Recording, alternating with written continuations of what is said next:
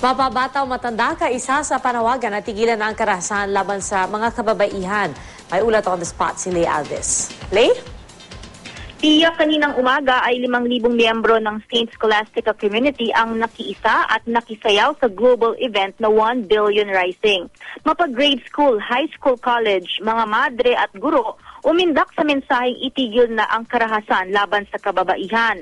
Ang 1 billion rising ay ang pagsasama-sama ngayong araw ng mga kababaihan sa buong mundo para kundinahin ang mga karahasang nararanasan ng mga kababaihan. Ayon sa country coordinator para sa event na ito na si Ms. Monique Wilson, may pagkukulang din ng pamahalaan sa pagbibigay ng proteksyon sa mga kababaihan. Nakiisa rin sa pagtitipon ang isa pang kilalang women empowerment advocate na si Sister Mary John Mananzan. Ang 1 billion rising ay brainchild ni Eve Ensler, ang playwright ng Vagina Monologue. Magkakaroon pa ng ibang events ngayong araw ang 1 billion rising sa iba't ibang bahagi ng Pilipinas. Pia? Maraming salamat, Lay Alves.